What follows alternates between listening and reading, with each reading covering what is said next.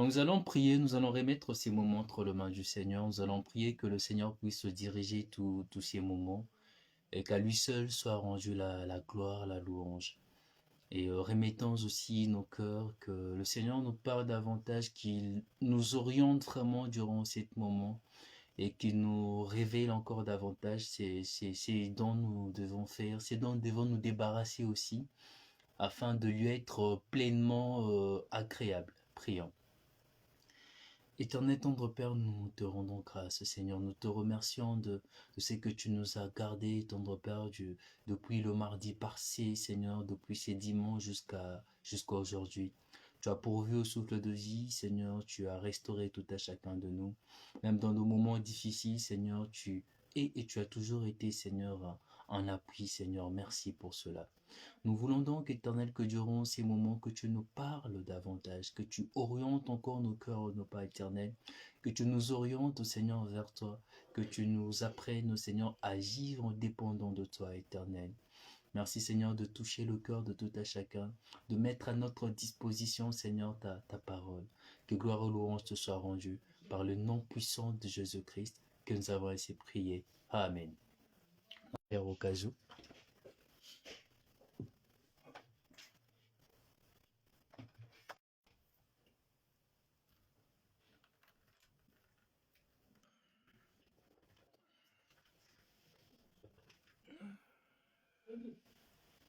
Juste un petit moment.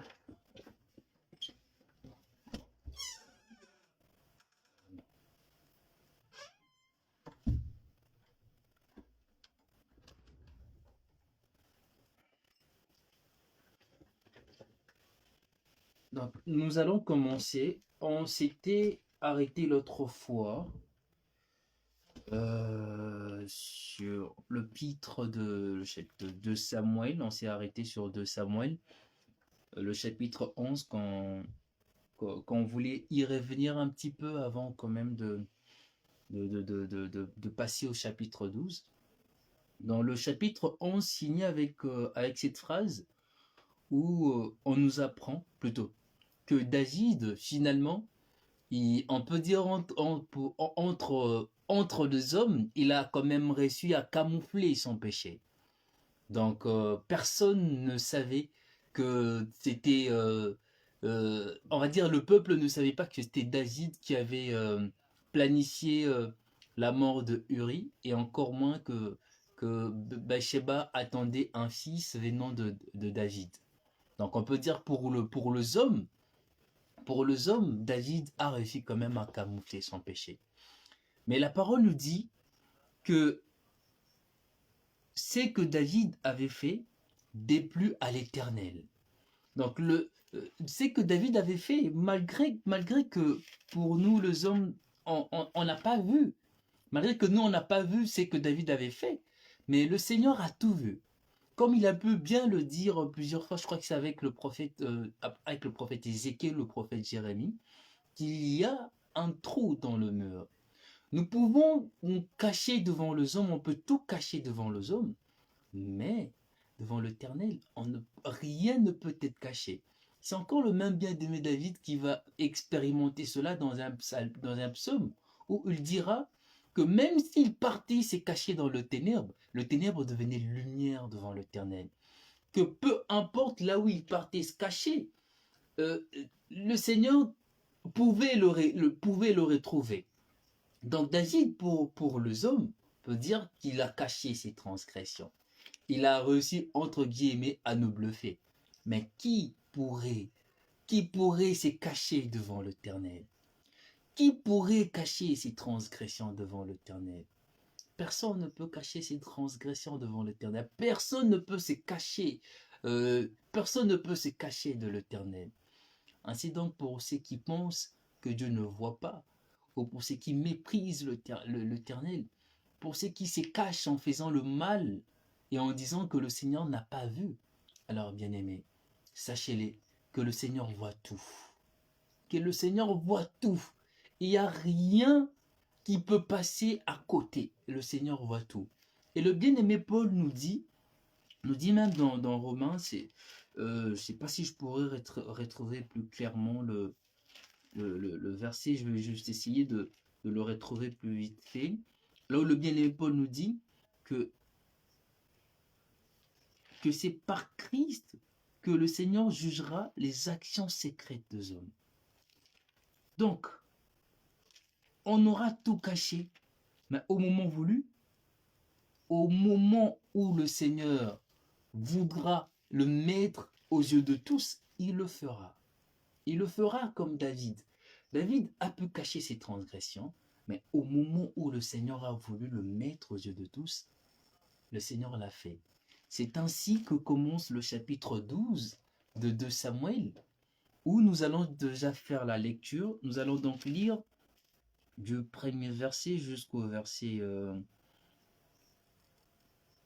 verset 25. Donc nous lisons.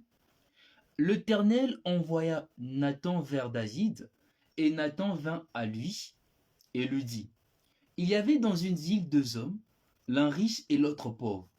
Les riches avaient de brebis et de bœufs et de très grand nombre. Le pauvre n'avait rien du tout, qu'une petite brebis qu'il avait achetée. Il la nourrissait et elle grandissait chez lui avec ses enfants.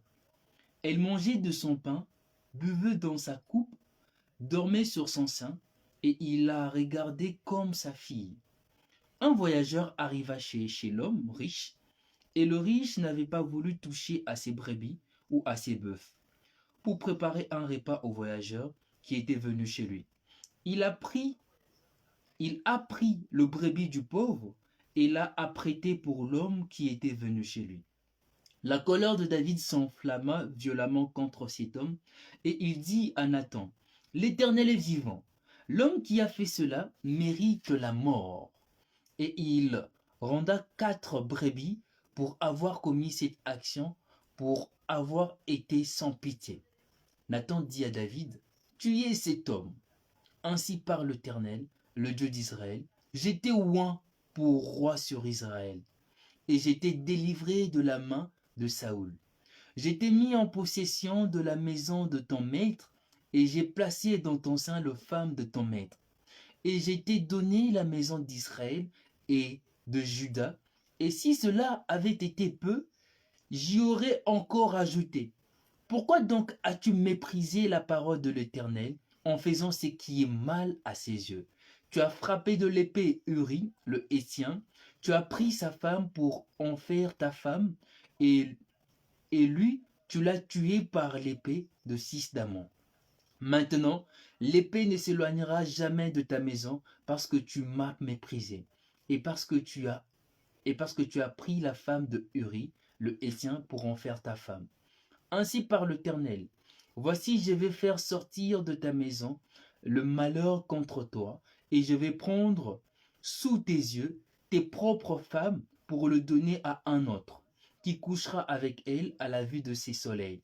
Car tu as agi en secret, et moi, je ferai cela en présence de tout Israël et à la face du ciel.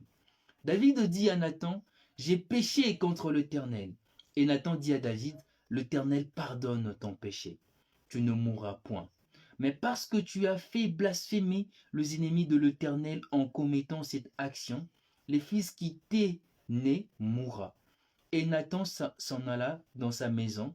L'Éternel frappa l'enfant que la femme d'Uri avait enfanté à David, et il fit dangereusement malade. David pria pour l'enfant et jeûna, et quand il rentra, il passa la nuit couché par terre. Les anciens de sa maison insistèrent auprès de lui pour le faire lever de la terre, mais il ne voulut point, et il ne mangea rien avec eux. Le 7e jour, l'enfant mourut. Le serviteur de David craignait de lui annoncer que l'enfant était mort, car il disait, voici, lorsque l'enfant vivait encore, nous lui avons parlé et il ne nous a pas écoutés. Comment oserons-nous lui dire, l'enfant est mort? Il s'affligerait bien davantage. David aperçut que ses serviteurs parlaient tout bas entre eux. Il comprit que l'enfant était mort. Il dit à ses serviteurs, l'enfant est-il mort? Et ils répondirent, il est mort. Alors David s'éleva de terre, il s'y lava, soignit et changea de vêtements, puis il alla dans la maison de l'Éternel et de, s'y prosterna. De retour chez lui, il demanda qu'on lui serve à manger, et il mangea. Ses serviteurs lui dirent, que signifie ce que tu fais? Tandis que l'enfant vivait, tu jeûnais et tu pleurais, et maintenant que l'enfant est mort, tu te lèves et tu manges. Il répondit, lorsque l'enfant vivait encore, je jeûnais et je pleurais, car je disais, qui sait si l'Éternel n'aura pas pitié de moi, et si l'enfant n'y vivra pas. Maintenant qu'il est mort, pourquoi jeûnerai-je? Puis-je le faire revenir? J'irai vers lui, mais il ne viendra pas vers moi. David consola Bathsheba, sa femme, et il alla auprès d'elle et coucha avec elle. Elle enfanta un fils qu'il appela Salomon, qui fut aimé de l'Éternel. Et il le remit entre les mains de Nathan le prophète, et Nathan lui donna le nom de Jédija à cause de l'Éternel. Voilà donc que, comme je peux le dire, que David a fait de voies et moyens pour cacher ses transgressions, afin que personne ne puisse le voir, mais il ne pouvait donc pas cacher ses transgressions devant l'Éternel, car l'Éternel est maître de tout. L'Éternel, le Seigneur voit, même lorsque on est caché dans notre chambre, même lorsque on est d'aussi loin caché dans une ville, on se dit qu'il n'y a même pas un seul chrétien, même un seul frère. Le Seigneur a les yeux sur nous. Alors le Seigneur avait les yeux sur David. David pensait cacher ses transgressions devant l'Éternel, mais l'Éternel le voyait. L'Éternel a vu David. Et le Seigneur ne pouvait donc pas laisser son bien-aimé demeurer dans cet état de péché, même si on a pu lire plusieurs fois que David, après avoir connu Bathsheba, il est parti, comment pourrais-je dire, comment pourrais dire, il est parti purifier de sa sueur, mais son péché, le péché était là. Le péché était là. Des années plus tard, le péché est toujours là. Le Seigneur ne pouvait pas laisser passer cela. Il ne pouvait pas laisser passer cela. Malgré que pour David, c'était chose passée, peut-être chose oubliée, parce que personne ne savait. Mais pour le Seigneur, il y avait encore quelque chose à régler dans la vie de David. Il y avait encore quelque chose à régler dans la vie de David. Laissant donc David dans ses péchés, il ne pouvait pas être cet homme que la Bible rend ses témoignages que c'est l'homme selon le cœur de Dieu. Il ne pouvait pas se présenter devant le Seigneur et être un bon juge et en même temps diriger le peuple du Seigneur tout en ayant cet horrible péché. Cet horrible péché. Alors le Seigneur le fait comprendre que ce qu'il a fait en secret, il le fera savoir devant tout Israël. Il le fera savoir devant tout Israël. Cela part aussi dans le cadre, non pas à, à humilier David, mais aussi à faire comprendre à David certaines réalités. Et ce sont des réalités que nous allons partager, que David a dû comprendre et qu'il va nous expliquer et nous en parler davantage dans le psaume 51. Mais dans cette même marche, nous allons prendre nos Bibles, nous allons lire, nous allons prendre Naoum. Ça sera peut-être un petit voyage que nous allons faire pour ceux qui ne connaissent pas Naoum.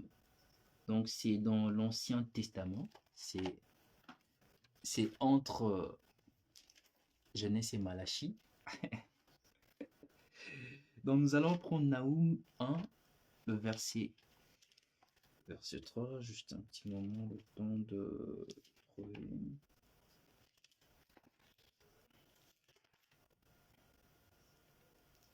Naoum 3, Naoum 1 plutôt le verset 3. L'Éternel est lent à la colère, il est grand par sa force, il ne laisse pas impuni. Oui, l'Éternel est lent à la colère, il pardonne, mais il ne laisse pas impuni. Il nous corrige comme un père et il ne peut pas donc accepter, voir David demeurer dans ce péché. Mais lorsque Nathan se présente au devant de David, il ne parle pas directement à David avec un langage assez clair. Il va passer par le moyen d'un parabole. Ou dans ces paraboles-là, il explique à David une réalité qui demeure dans le cœur de David. Mais pourquoi utiliser ces paraboles? Rappelons-nous aussi que le Seigneur a plusieurs fois parlé aux scribes, parlé aux gens qui le suivaient par parabole. Le parabole que le Seigneur utilisait très souvent, le parabole qui sont très souvent utilisés par le Seigneur, c'était pour nous parler du royaume, pour toucher un point sur le péché, et nous parler aussi de trésors du royaume. Et dans ces paraboles, Nathan explique à David une histoire où il va lui parler de deux hommes, un riche et un pauvre. Un pauvre qui avait une seule brebis et le pauvre chérissait tellement ses brebis qu'il prenait même ses brebis comme étant un de ses enfants. Le riche qui avait plusieurs brebis et plusieurs bœufs, lorsque le riche va avoir de la visite, le riche va donc préférer prendre le seul brebis qu'avait le pauvre pour aller le préparer et l'offrir à son visiteur. Et David, en entendant cela, David, il s'est mis, je ne veux pas dire qu'il s'est mis en colère, mais il s'embrasse d'un sentiment où il se dit, mais comment cet homme peut agir de la sorte? Comment tu peux prendre le seul brebis qu'avait un pauvre pour l'offrir à ton visiteur? Alors David tape le coup en essayant en fait de le mettre, de le voir, de l'imaginer, disons. David tape la main sur la table et dit cet homme mérite de mourir. Il va rendre 4 brebis de ce qu'il a pris et cet homme mérite de mourir. Mais sachant que Nathan parle de lui, David donne lui-même une sentence par rapport à l'acte qu'il a commis. Oui. Pourquoi donc le Seigneur aussi a utilisé des paraboles? Très souvent, il a utilisé de paraboles. C'est tout simplement aussi pour nous mettre dans ces contextes de juge. On a très souvent tendance à minimiser le péché lorsque cela nous atteint, mais lorsqu'on le voit dans la vie d'une autre personne, ô combien le cœur s'enflamme, ô combien nous voulons que la sentence puisse être rangée. Et on a aussi tendance à, à comment je pourrais dire, lorsqu'on voit par exemple, je sais pas comment ça se passe dans d'autres pays, mais chez nous au pays au Congo, lorsqu'on attrape un voleur, oh combien de gens viennent pour mettre la main sur ces voleurs. Mais si c'est un membre de nos familles, cela est camouflé. Cela est camouflé parce que ça nous concerne directement, parce que ça nous parle directement. Dans le même contexte, le Seigneur va faire face aux scribes lorsqu'ils vont lui demander si c'est par quel pouvoir il faisait de miracles. Le Seigneur va dire aux scribes, mais c'était par quel pouvoir que Jean-Baptiste baptisait. Ils le savaient. Ils se sont dit entre eux, si on dit qu'il a été envoyé par Dieu, on donnera raison à cet homme. Alors on ne va pas dire qu'il a été envoyé par Dieu. Ils vont dire, on ne sait pas. Dans le même cas, le Seigneur va sortir une parabole que nous allons lire. Ça part vraiment dans le même contexte que la parabole que le prophète Nathan a pu sortir à David, cette parabole qui mettait David dans cette position de juge. Un juge a jugé sa propre vie sans le savoir, sans le savoir. Donc nous allons prendre Matthieu 21. Matthieu 21, Matthieu 21, Matthieu 21. Voilà, donc Matthieu 21, on va prendre de...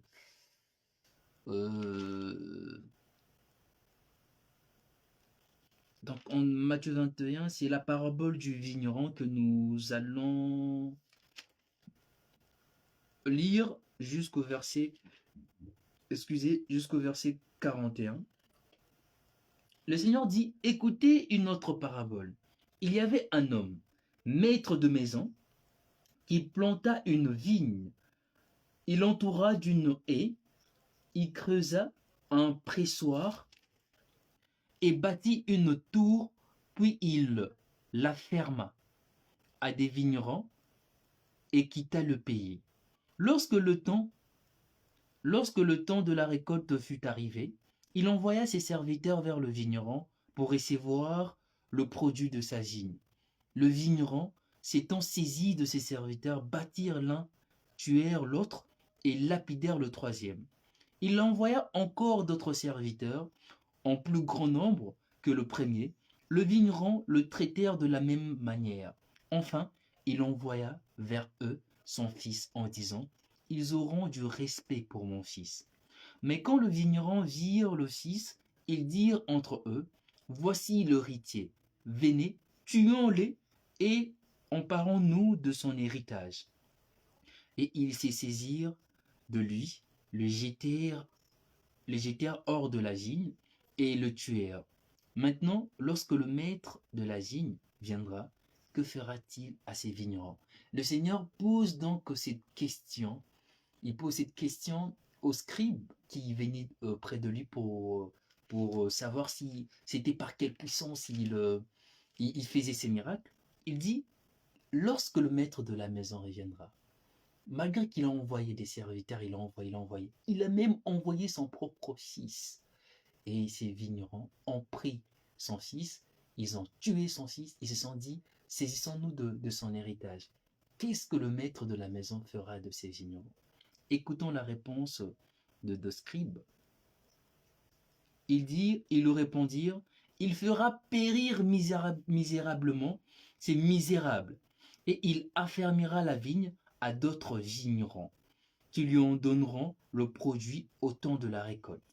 Jésus leur dit, n'avez-vous jamais lu dans les Écritures, la pierre qu'on jetait, c'est qui baptisait, est devenue la principale de l'angle.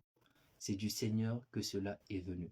Ici, certes que le Seigneur parle de lui, mais cela est tellement dans le même sens que la réponse de David est presque la même réponse.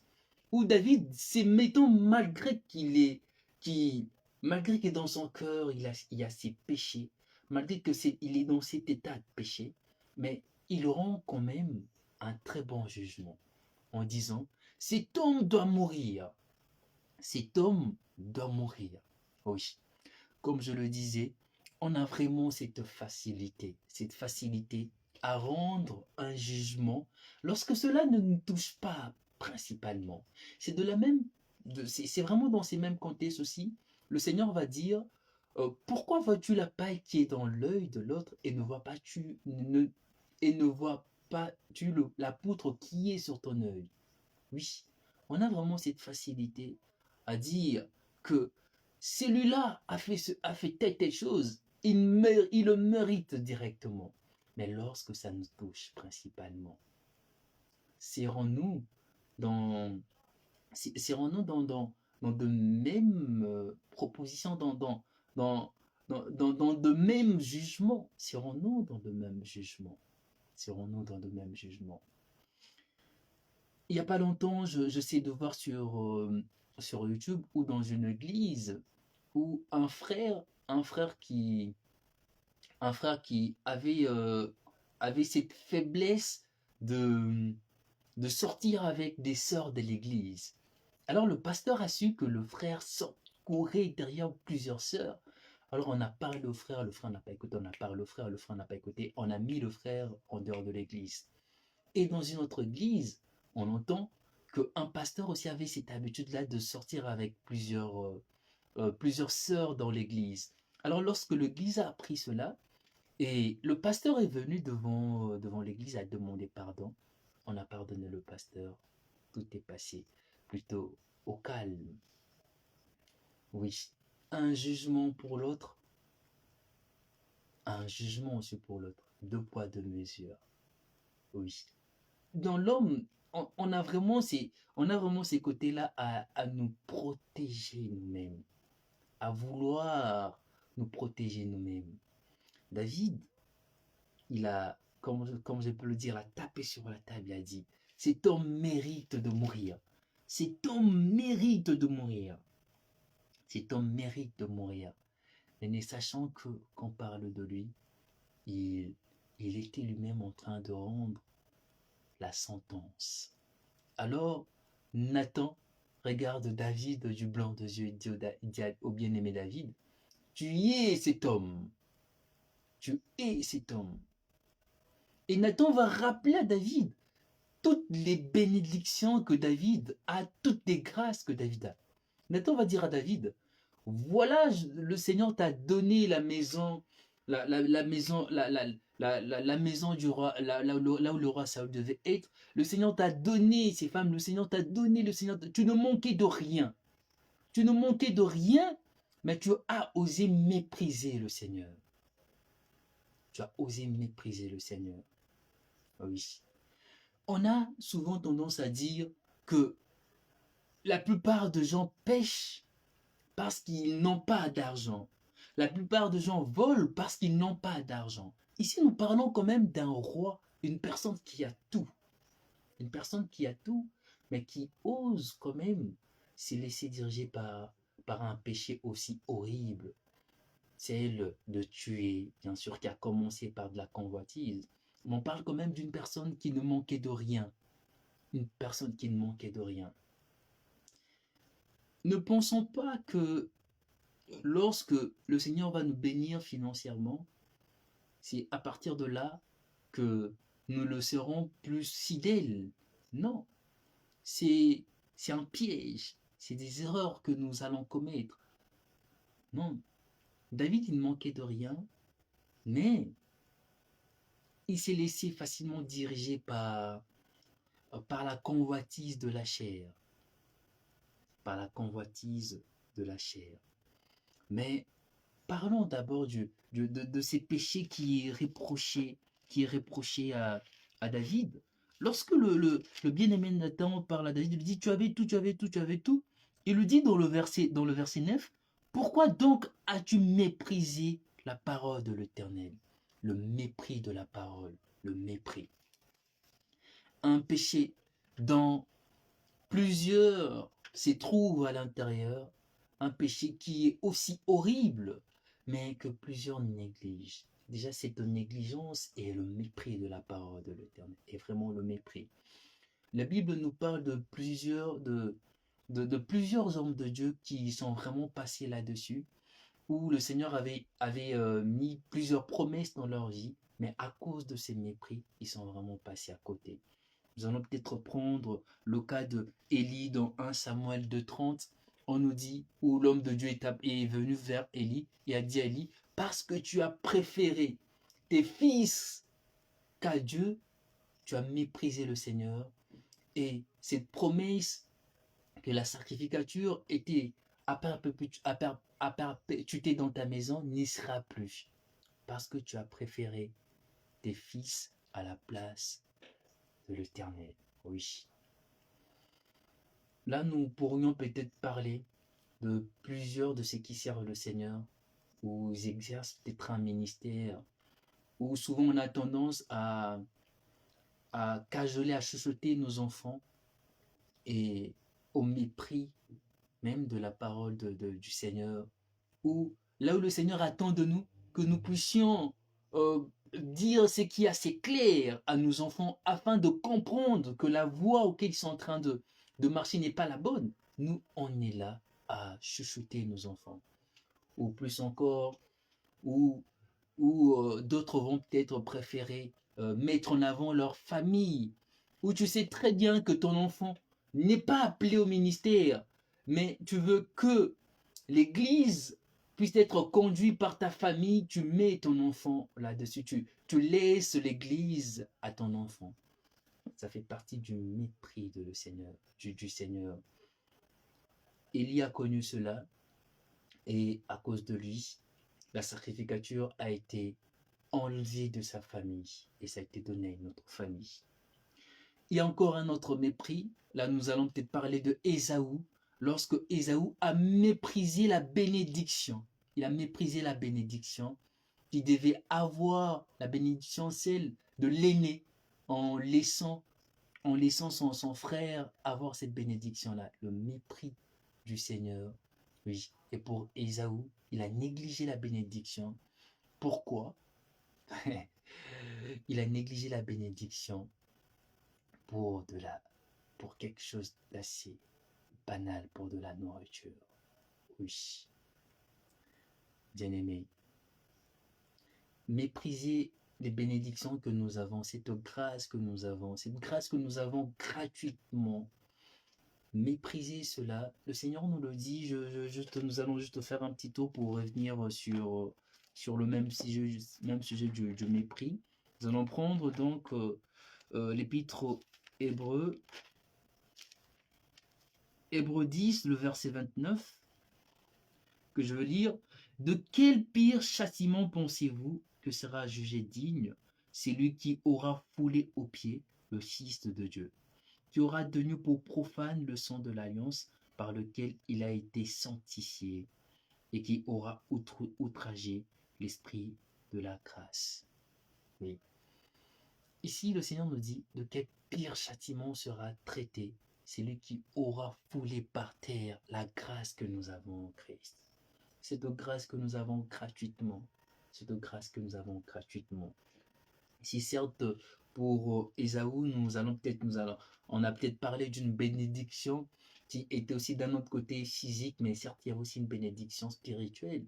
Mais oui, ici, on nous parle de cette grâce que nous avons, cette bénédiction que nous avons, de tout avoir en Christ. De quel pire châtiment nous serons traités si nous foulons cette bénédiction par terre. Il y a encore un autre mépris, celui de Géasi, que nous allons peut-être lire. Ça serait quand même mieux de le lire parce que c'est vraiment un sujet qui fait assez rage, on pourrait dire actuellement. Nous allons prendre 2 Rois 5.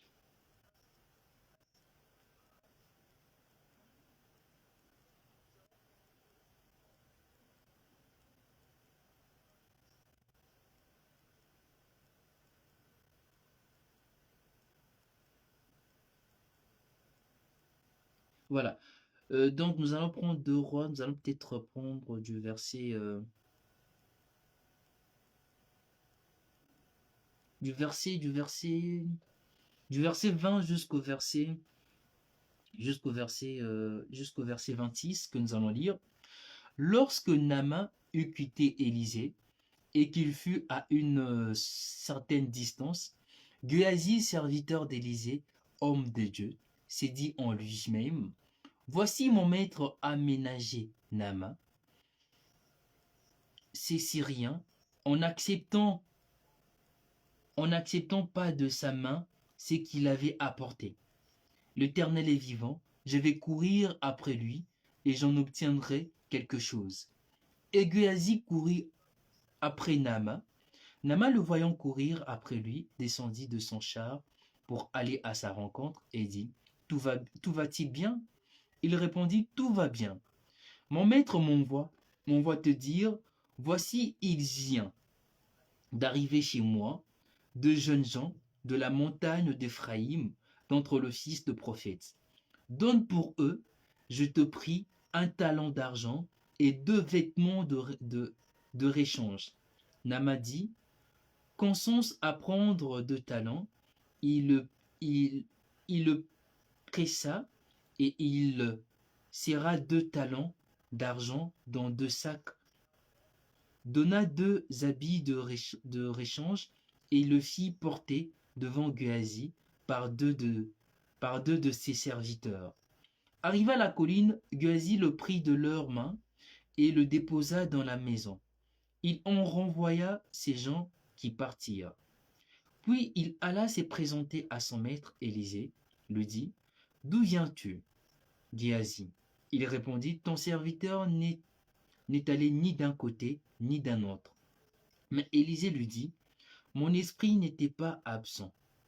Lorsque cet homme a quitté son char pour venir à ta rencontre, est-ce le temps de prendre de l'argent et de prendre de vêtements, puis de oliviers, de vignes, de brebis, de bœufs, de serviteurs et des servantes? La lèpre de Naaman s'attachera à toi et à ta postérité pour toujours. » Et Géasi sortit de la présence d'Élisée avec une lèpre comme de la neige. Ah oui.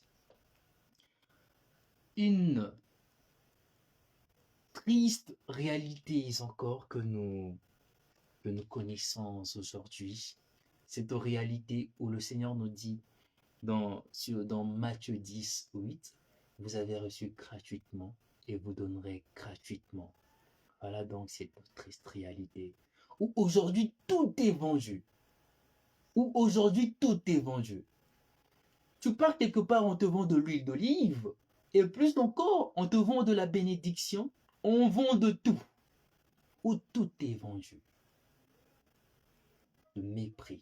Voilà encore un autre cas de mépris. Nous méprisons le Seigneur sans même le savoir. Sans même le savoir, nous cautionnons ce qui ne doit pas se faire. Ce qui ne doit pas se faire. Bien-aimés, je nous exhorte, au cas où nous avons une personne qui va venir nous vendre quelque chose, que ce soit une bénédiction, pour avoir une bénédiction en contrepartie de l'argent, que ce soit, c'est pas de l'huile ou quoi que ce soit, je nous invite de ne pas y prendre part. De ne pas y prendre part. Géasi a méprisé le Seigneur, en allant demander de l'argent pour un bienfait que le Seigneur a fait à Naaman, en enlevant la lèpre du corps de Naaman. Et pour Géasi, la sentence a été directe. Cette lèpre a été peut-être fois 2 dans sa vie, où on dit que sa peau est devenue comme de la neige. Où sa peau est devenue comme de la neige. Prenons Malachie 1,6.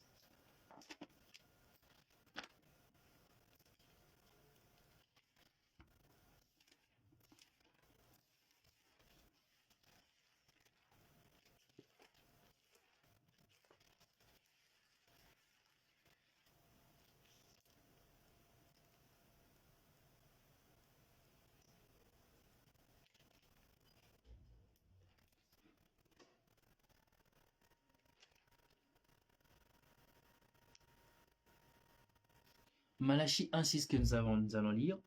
Un fils honore son père et un serviteur son maître. Si je suis père, où est l'honneur qui m'est dû? Si je suis maître, où est la crainte qu'on a de moi? Dit l'Éternel des armées. À vous, sacrificateurs, qui méprisez mon nom, et qui dites, en quoi avons-nous méprisé ton nom?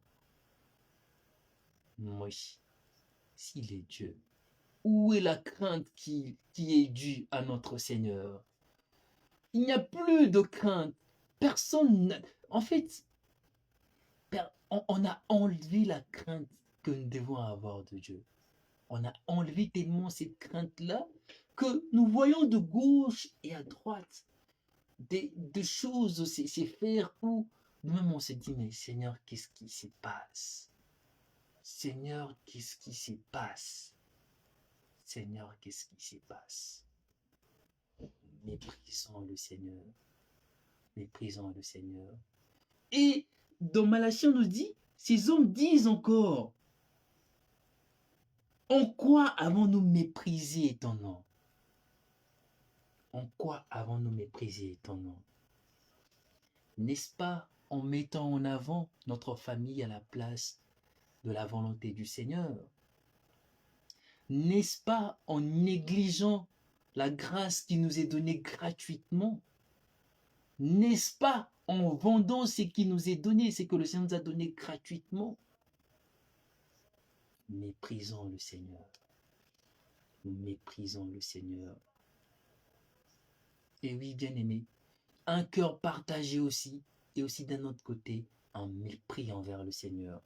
Pourquoi un cœur partagé, un mépris envers le Seigneur? Prenons Luc 16, 13.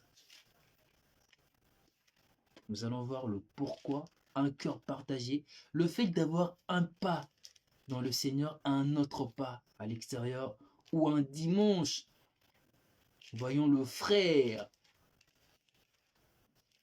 et un certain samedi, nous voyons le frère dans autre chose. Prenons Luc 16, le verset 13.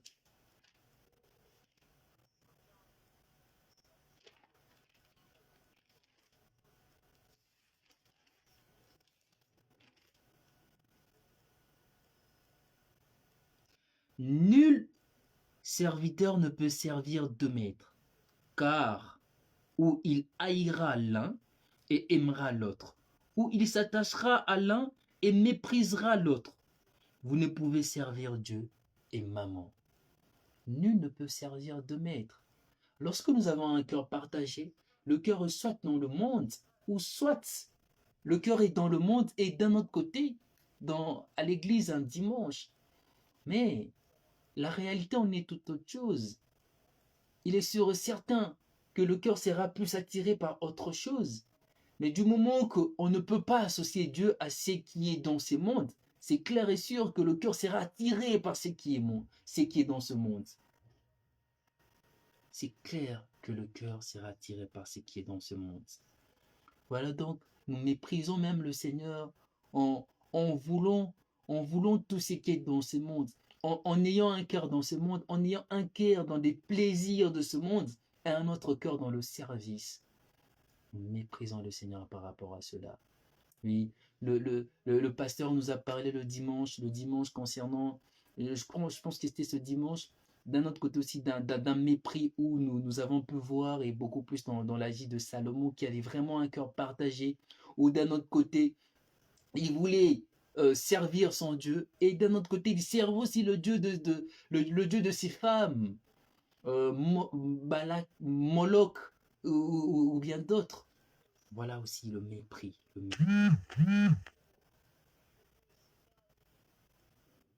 Avoir aussi comme objet de convoitise les choses que ce monde peut nous donner, et aussi le mépris, aussi un mépris. Souvent, on n'y tient pas compte, mais Dieu l'estime ainsi, parce que lorsqu'on a pour objet de convoitise les choses que ce monde peut nous donner, cela va nous entraîner tout simplement à quoi? À me battre pour peut-être acheter une Bugatti, à me battre pour acheter peut-être une voiture de luxe où mon cœur y est dessus, à faire de mon mieux pour avoir la chose à tout prix. C'est aussi un mépris, parce que d'un autre côté, c'est clair que en voulant donner de tout ce que j'ai pour obtenir quelque chose qui pourrait satisfaire ma chair et peut-être mes yeux. Et d'un autre côté, je laisserai aussi le service que j'ai pour le Seigneur.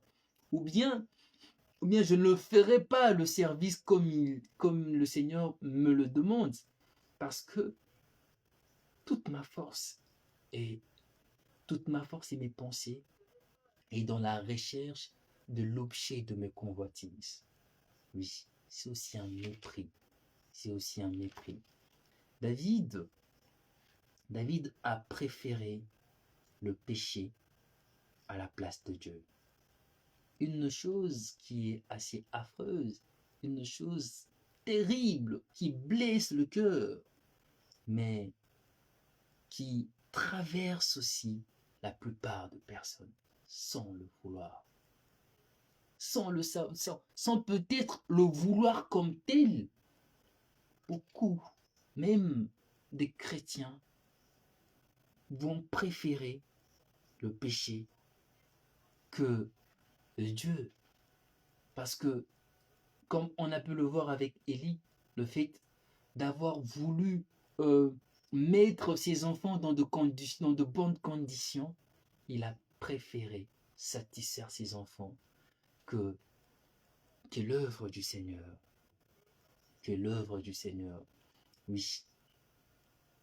Et lorsque nous parlons de convoitise, ne faisons pas seulement allusion au suivre du monde, mais il y a aussi la convoitise de Dieu, la convoitise de la chair, l'orgueil de la vie, la vanité, les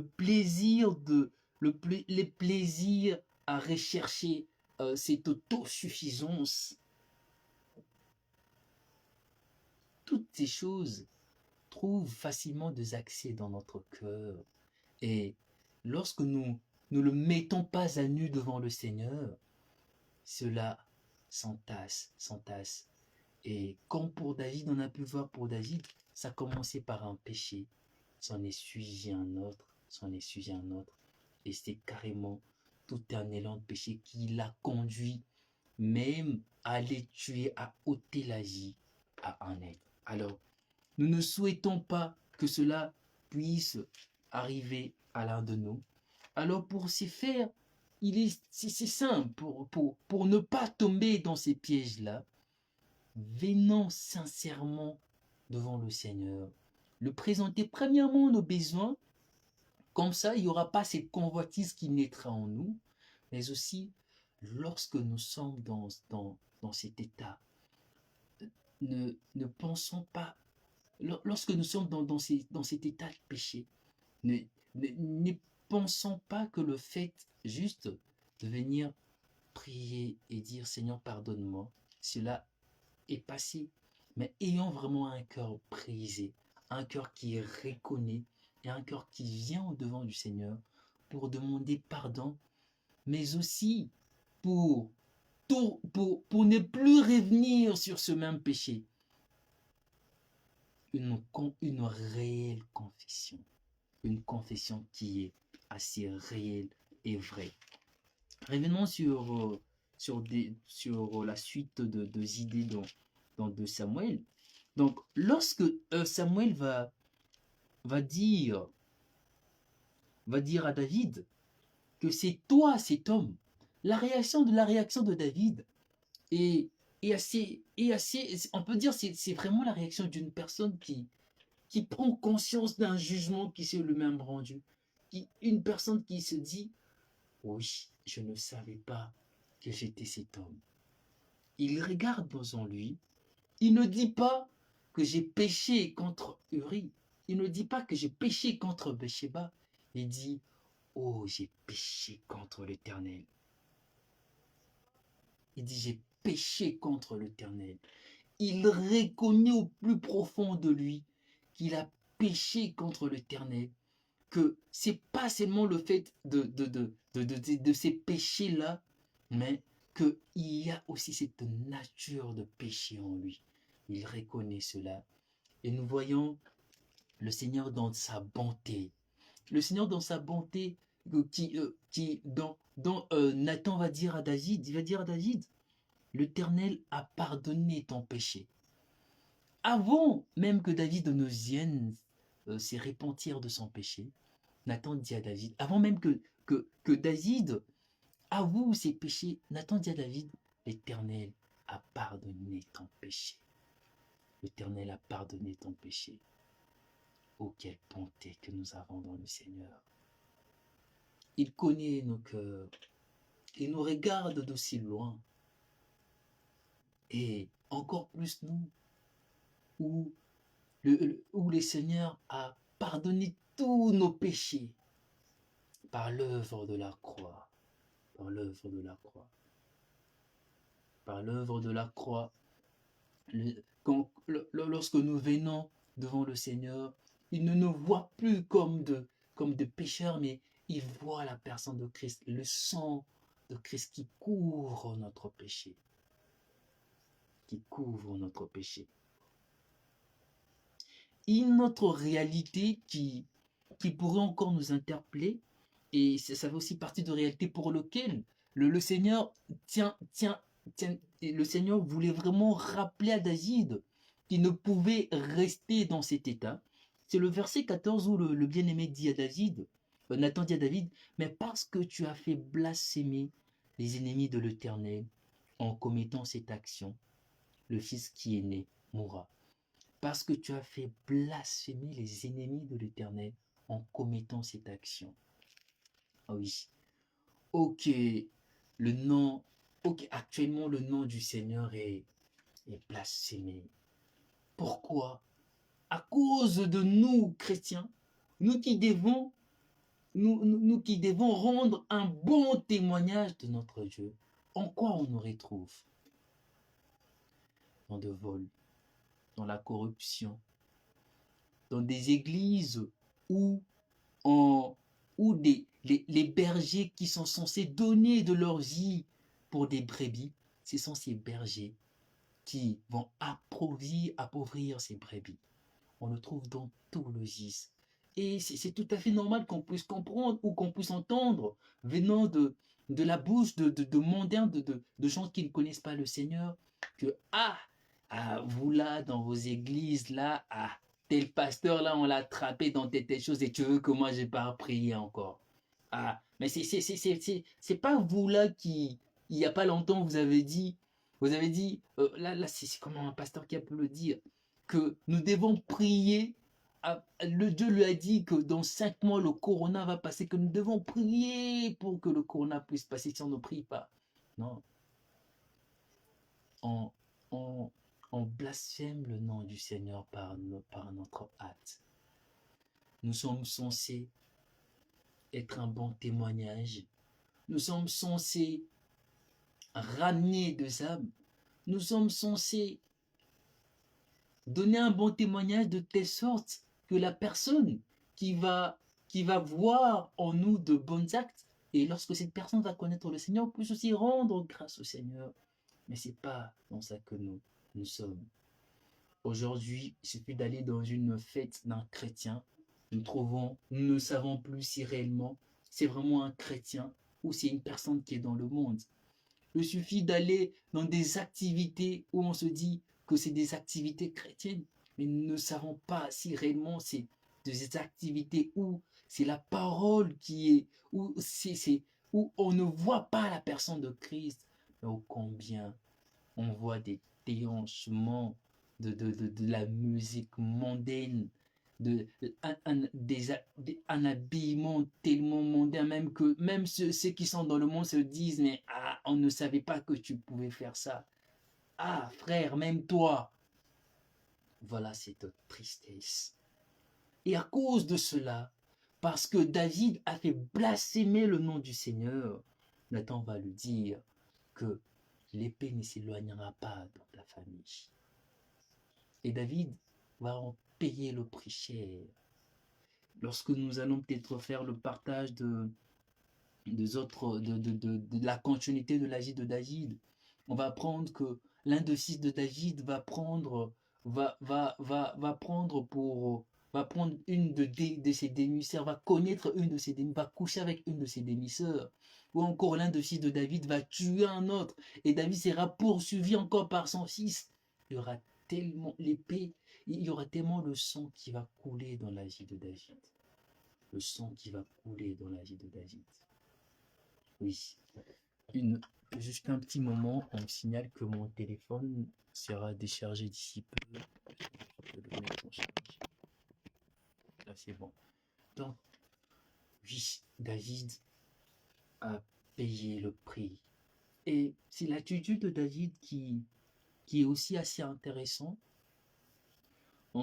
Lorsque Nathan va dire à David que le fils que tu as conçu va mourir, David, comme tout père, va prendre du temps dans le jeûne, dans la prière. Il ne mangeait plus, prier, jeûner, en espérant bien sûr que le Seigneur puisse au moins changer ses décisions.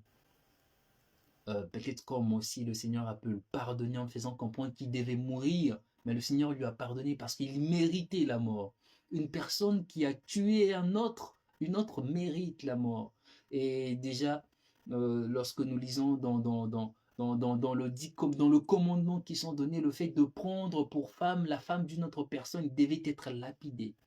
Donc David n'est pas passé par là. Il s'est peut-être dit que le Seigneur allait peut-être changer sa décision, mais, mais heureusement, malheureusement, le Seigneur n'a pas changé sa décision. Le fils qu'il avait, le premier fils qu'il avait avec Bathsheba, et il est mort. Et c'est l'attitude de David. Lorsque lorsque le fils de David est mort, on voit un David qui s'élève de là où il était abattu, il ne mangeait plus, il ne faisait plus rien. Il se lève de là, il part, il prend une douche, il part directement prier, il part dans la maison de l'Éternel, il rentre, il mange, et ses serviteurs le regardent et disent, mais pourquoi fais-tu cela en fait?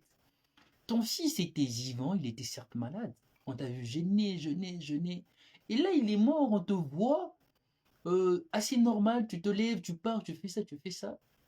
Et la réponse de David, c'est vraiment la réponse de cette personne qui a compris ses fautes et cette personne qui a accepté la sentence, qui a accepté de passer qui a accepté de passer dans l'école du Seigneur. Il accepte donc d'assumer les conséquences de son péché. David va dire à ses serviteurs que son fils est mort, il ne peut pas aller auprès de lui. Il ne peut pas plutôt ramener son fils auprès de lui. Et cet acte nous prouve déjà que c'est vraiment une personne qui prend conscience de l'acte qu'il a commis. Il prend conscience de l'acte qu'il a commis.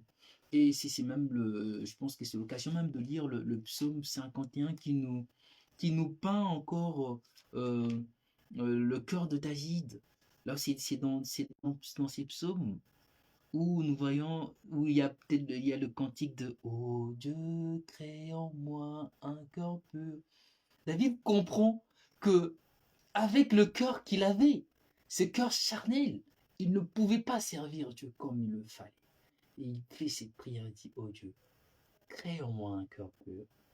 Renouvelle en moi un esprit bien disposé.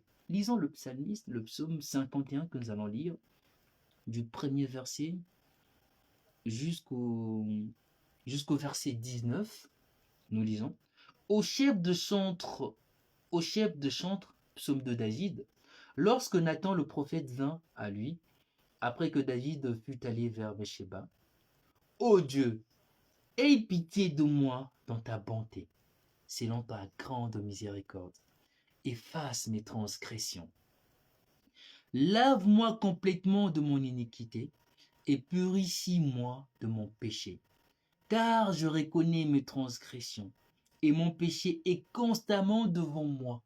Et mon péché est constamment devant moi. Cela aussi nous rappelle, c'est que le bien-aimé Paul nous dit dans 1 Corinthiens 10, si je ne me trompe pas, oui, 1 Corinthiens 10, le verset 12, où il dit, nous allons peut-être le lire avant de revenir avant de revenir sur Psaume 51, prenons 1 Corinthiens 10. Donc excusez vraiment parce que on va juste finir ça parce qu'on était déjà en retard. Je pense que là on a dépassé de 8 minutes. Donc excusez vraiment, on va juste finir le plus vite que possible au cas où il y aura des questions. Donc 1 Corinthiens 10, verset 12. Ainsi donc, que celui qui se croit être debout prenne garde de tomber. Oui. C'est vraiment dans cette même pensée que David dit, j'ai péché contre toi et j'ai constamment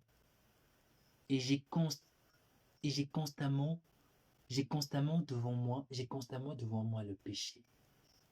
Et le bien-aimé Paul nous dit que c'est lui qui se croit être debout, fasse garde de ne pas tomber.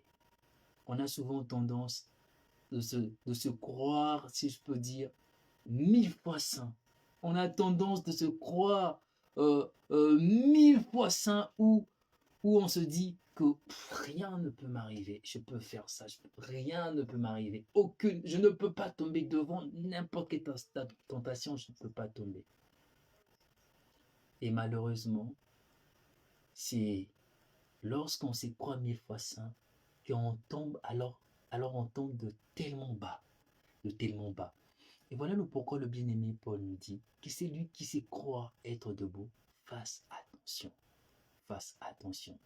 Nous devons tellement prendre garde de nous-mêmes. Donc revenons sur le psalmiste, le verset 5. Car je reconnais mes transgressions et mon péché est constamment devant moi. J'ai péché contre toi seul et j'ai fait ce qui est mal à tes yeux, en sorte que tu seras juste dans ta sentence. Sans reproche dans ton jugement, voici je suis né dans l'iniquité et ma mère m'a conçu dans le péché. Il ne regarde plus au péché qu'il vient de commettre, mais il regarde à l'état, à son état de péché, à cette chair qui est une chair vouée au péché. Il regarde cela. Il dit, voici, je suis né dans le péché. Je suis né dans le péché. Rappelons-nous encore de ce que le bien-aimé Paul pourra encore dire. Misérable que je suis, qui me délivrera de ces corps? Mais il continue de dire, grâce soit rendue à Dieu. Oui, il reconnaît que dans cet état, dans ces corps qui a cette loi du péché, que ces corps qui est voué au péché, qui ne peut pas. Mais seul Dieu peut. Seul Dieu peut. Il reconnaît donc en Dieu la seule personne de lui apporter cette réponse, la seule personne de lui délivrer de cette emprise du péché. Nous continuons. Mais tu veux que la vérité soit au fond de mon cœur. Fais donc pénétrer la sagesse au-dedans de moi. Purifie-moi avec l'hysope et je serai pur. Lave-moi et je serai plus blanc comme de la neige.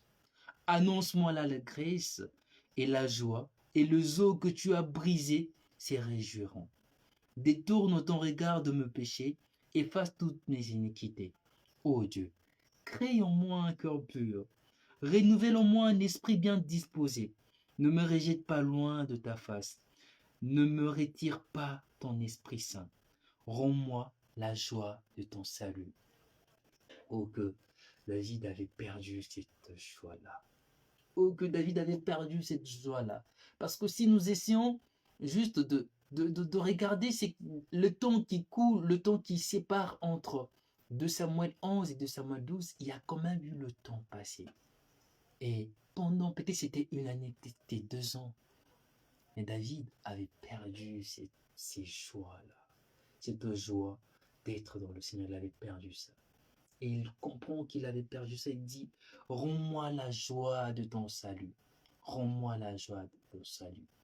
Oh, combien lorsque nous sommes dans le péché, oh, combien lorsqu'on est séparé du Seigneur, cette joie de le servir, nous perdons cette joie-là. Et encore plus que le service du Seigneur devient tout un fardeau pour nous.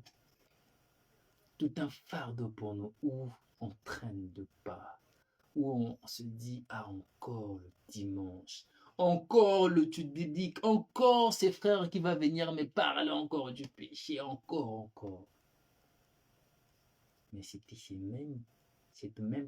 la même personne qui va dire encore, c'est encore cette même personne qui, il n'y a pas longtemps, qui pouvait encore dire, je veux me réjouir dans le Dieu de mon salut. Mais c'est cette même personne qui commence à voir pesant l'œuvre du Seigneur.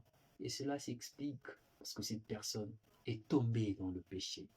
On perd la joie, cette joie de servir le Seigneur. Quand on est dans le péché, on perd cette joie-là. Il dit, et qu'un esprit de bonne volonté me soutienne. J'enseignerai tes voies à ceux qui le transgressent, et le pécheur reviendront à toi. Ô Dieu, Dieu de mon salut, délivre-moi du sang versé, et ma langue célébrera ta miséricorde. Seigneur, Ouvre mes lèvres, et ma bouche publiera ta louange. Si tu avais voulu de sacrifice, je t'en aurais offert. Mais tu ne prends point plaisir aux holocaustes. Le sacrifice qui sont agréables à Dieu, c'est un esprit brisé. Ô Dieu, tu ne dédaignes pas un cœur brisé. David avait compris, il a tout compris, que Dieu ne prend pas plaisir aux sacrifices, aux holocaustes, au service qu'il pouvait encore peut-être rendre, parce que malgré qu'il était dans le péché, il continuait toujours à être roi. Il apportait certainement de jugement par rapport à telle chose. Mais Dieu ne prenait point plaisir à cela, car c'était le brisement, un cœur qui est réellement brisé. C'est ça le sacrifice auquel Dieu prend plaisir. Alors bien-aimé, si tu es tombé, ne pense pas que peut-être tu es chantre, ne pense pas qu'en composant une chanson, que le Seigneur va prendre plaisir à cela, ou en venant chanter pour le Seigneur, que le Seigneur va prendre plaisir à cela. Confesse ton péché, que ton cœur puisse être brisé, brisé, comme David, que le Seigneur nous donne un esprit nouveau, qu'il crée en nous, un cœur pur, qu'il enlève en nous ce cœur de pierre, qu'il mette un cœur de chair, un cœur qui lui est pleinement dévoué, un cœur qui lui est pleinement dévoué. Voilà donc David va connaître cette grâce, et plus encore en connaissant cette grâce, il va aussi introduire Bathsheba dans cette même grâce. Après avoir perdu son fils, il va aller auprès de Bathsheba, qui est sa femme. Il va connaître Bathsheba, et Bathsheba va avoir un fils, le fils Salomon, dont on donnera le nom de Jadida, qui veut dire le bien-aimé de l'Éternel. Bathsheba qui ne pouvait pas bénéficier de la bénédiction du Seigneur. Bathsheba qui est aussi sous cette suire, et on nous parle de Bathsheba qui hérite Bathsheba d'elle qui est sorti le Messie. Oui, oui, bien aimé.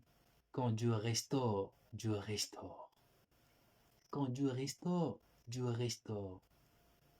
Malgré que David va apprendre à vivre, ou bien va apprendre dans l'école du Seigneur à supporter quand même les conséquences de ses péchés.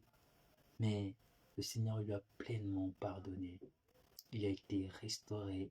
Et Bathsheba en a profité. Elle a été aussi restaurée.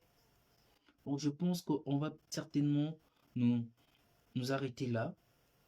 Je ne sais pas s'il y a de questions. Donc juste 3 minutes, le temps qu'un frère puisse me signaler au cas où il y a de questions.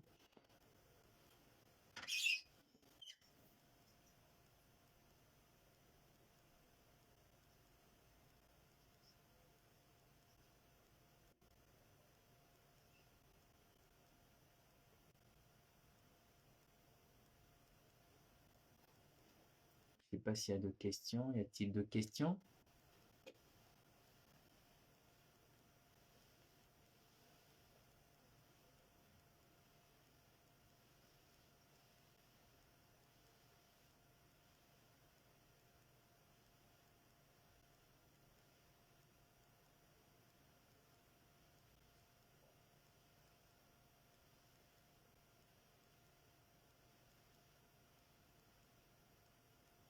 Donc, je pense qu'il n'y a pas de questions. Donc, que le Seigneur nous bénisse, que le Seigneur nous bénisse encore pour ces moments. Donc, bien aimé, comme nous avons pu voir comme nous avons pu partager aujourd'hui, en tout cas, ne méprisons pas la grâce que nous avons, ne méprisons pas le Seigneur, la parole du Seigneur, au profit de telle chose. Ne méprisons pas le Seigneur. Ne gardons pas le péché en nous, car oui, le Seigneur voit tout. Il y a un trou dans le mur, le Seigneur le dit. Donc, peu importe là où tu te caches, le Seigneur te voit. Donc, il n'y a personne qui peut se cacher du Seigneur. Ne méprisons pas le Seigneur. Venons à lui. Lorsque nous avons péché, venons à lui. Il est lent à la colère. Il est là pour nous pardonner. Si vraiment nous venons à lui avec un cœur sincère, un cœur brisé, un esprit brisé, le Seigneur est capable de nous restaurer. Le Seigneur est capable de nous restaurer, car il nous restaure. Car il nous restaure. Que le Seigneur nous bénisse. Nous allons donc prier pour recommander la soirée ainsi que tout ce que le Seigneur nous a parlé. Peut-être le Seigneur t'a parlé, donc tu vas juste recommander ce que le Seigneur t'a parlé entre ses saintes mains. Te recommander aussi toi-même, afin que cette parole puisse encore produire de fruits dans notre marche. Et nous allons continuer notre partage le mardi prochain. Éternel, nous te rendons grâce, Seigneur. Nous te remercions, tendre Père, de nous avoir encore parlé aujourd'hui au travers de ta parole, où tu nous as encore montré, tendre Père, la voie que nous devons suivre, Seigneur. Oui, tendre Père, nous te prions, Seigneur, que ce que tu as mis, Seigneur, dans nos cœurs, que nous puissions, Seigneur, chérir cette parole, de la mettre en pratique, Seigneur. Nous ne voulons pas, tendre Père, juste écouter pour écouter, Seigneur. Nous voulons mettre ta parole en pratique, Seigneur, et marcher à l'image de Christ, tendre Père. Oui, Seigneur, de ceux qui, Seigneur, mon Dieu, mon roi, sont venus auprès de toi, Seigneur, confessant leurs péchés, tendre Père. Nous te prions, Seigneur, toi qui es lent à la colère, Seigneur, toi qui es un Dieu miséricorde éternel, que tu puisses laver, que tu puisses restaurer, tendre Père, par le nom puissant de Jésus-Christ, Seigneur. Nous recommandons donc cette soirée entre tes saintes mains, que l'honneur et louange te soient rendus par le nom puissant de Jésus-Christ, que nous avons ainsi prié. Amen. Donc nous allons nous revoir certainement le jeudi pour l'intercession. Que le Seigneur vous bénisse et une très très bonne soirée. À jeudi.